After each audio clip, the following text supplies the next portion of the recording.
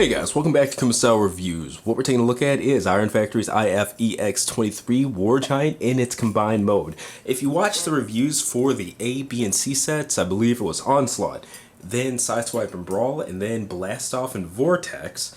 They all came with different parts and things like that, but went through all of those, went through the transformation, whether it be to their alt modes or to their combined limb modes and things like that, so you could see it all. So check that out. In terms of the combination, pretty simple how this goes together. Just two male pegs, two female pegs, just like an outlet. One that doesn't have a surge protector, that third prong. But boom. Alright, well, while I break things, of course, no, nothing's actually broken. And then for the legs, there's a little slider tab. There's a T to where it just slides in, then goes from there. Alright, and as for the feet and the hands, we went over those in the separate reviews. So, taking a look at the height of this guy in combined mode, definitely the biggest offering that Iron Factory's had yet. It's about 8 3/4 inches tall, especially if I put that crest up like it's supposed to be. Now, I can't say it really comes with, but the combined form of all of its guns turns into this big sniper rifle here, and it comes with a non-transformable shockwave gun there as well. And get these out of the way, give you guys a roundabout.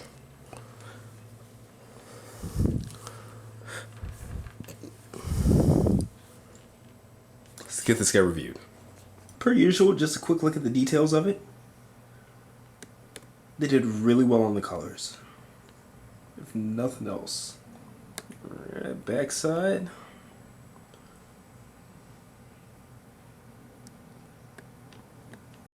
Alright, so here we'll go over the articulation weapons. One thing that I really wish was different was I wish that these had the ability to extend and kind of go over. That's kind of been a staple for modern Bruticus toys, just to have those blasters on the back, those cannons, tilt forward, but they don't, so it's kind of what it is. Now the head, it has this neck piece here, and I don't know if I'm missing something in the instructions, but it sets down like that neck flap or whatever inside. It's really hard to show you.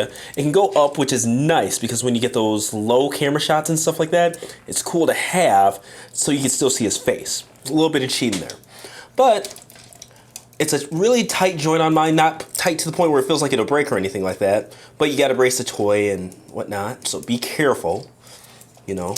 But full 360, good up and down movement.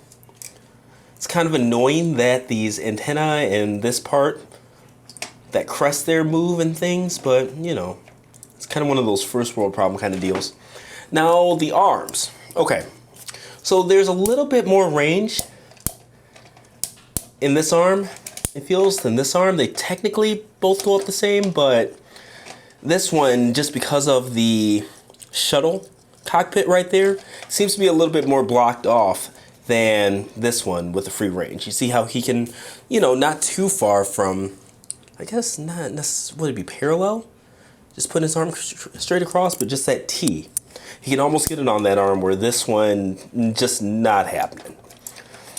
But both have that 360 at the shoulder, and that's not loose or anything like that, but I'm doing so much fidgeting around, it's just hard to watch. So stuff like that's gonna happen. I'll let you know if it's a loose part or not. This one really doesn't have any. But on both of his arms, full 360 bicep swivel there, and double jointed elbows, which is really cool. So not only do they have the actual elbow itself, but they added this part with the crotch areas of both of them, which is nice because it also gives them more ab crunch when they're in the robot modes. So no ab crunch or anything like that on the bot itself, but full 360 in the waist.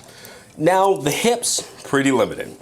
These skirts do move, but the legs are so wide, and then you've got the Onslaught, just his whole leg there, to where even when you kick, it doesn't truly kick up or anything like that. And in the back, plenty of back swing. Not a full 90 degrees, but you know, it can extend a little to get even farther out. But I wish there was some kind of extension to cheat or something like that, but there isn't. So outwards, full 90 there. Good knee bend on both sides. Take that little flap to give you full range, and boom, past 90 degrees on each. The feet, tons of ankle tilt. So just for the sake of getting him into some kind of pose, we'll also take a look at this big rifle here. I haven't tried this particular one, and the fingers are fully articulated, by the way. So 3 joints on all, including the thumbs. The fingers can spread. It's just damn well done. See if I can actually make that tab there. I could. So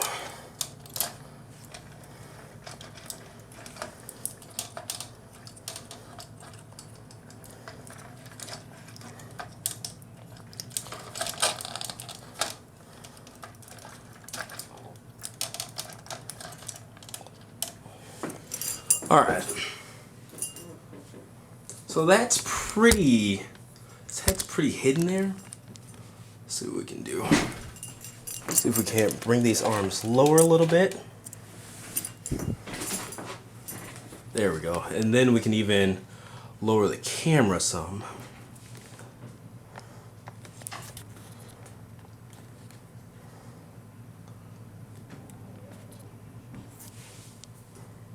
There we go. All right, and lastly on the accessories area, you see the shockwave gun that he came with versus their actual bridge washer shockwave. Yeah, so quite a bit of size difference there. And I believe he can hold them both. I've actually never tried bridge watcher, only the smaller gun for the pictures. Because to me that looks ridiculous, but we'll go ahead. We'll handle them. It looks to have the tab for it, so.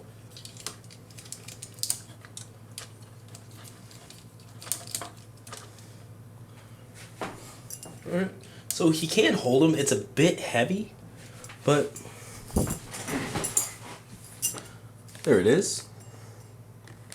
Alright, and you know, I'm not trying to, I don't know why the camera just fell there. I'm not trying to knock anybody's preference or anything like that, but it's definitely not for me watching him hold that big ass weapon. But, well, I guess, you know what, if the handle were more appropriate sized, then I'd be okay with it. Because there's nothing wrong with a big gun, but it's just when it looks like that.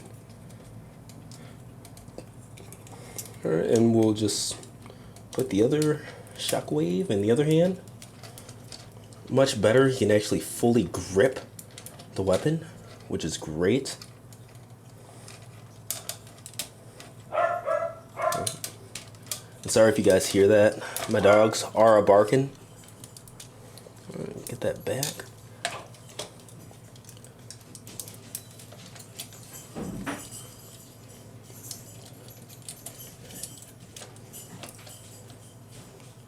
And one thing I will say, it's not necessarily loose by any means, but I do wish that there was something to lock this rotor into place. Like once you got it on, got it in, boom, there you go. But let's see if we can't work that double joint.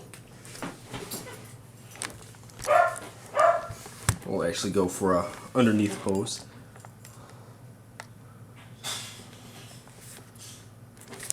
Alright, and now we'll utilize that flap that I was talking about at the beginning. See now how you can see his head a bit better there? I'll actually turn it. Give him some waist turn there.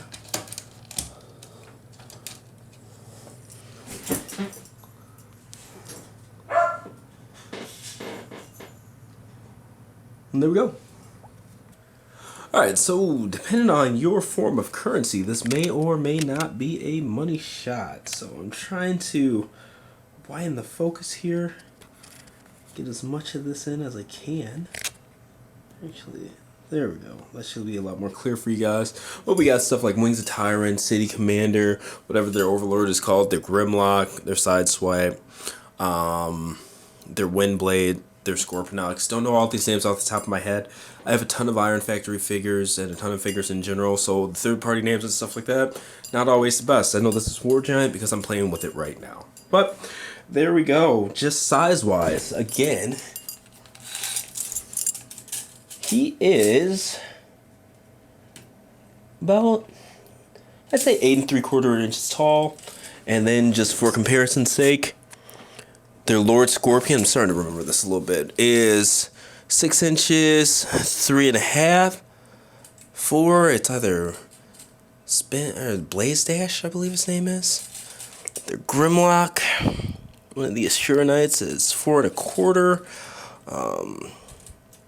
Believe she is just about 3 inches.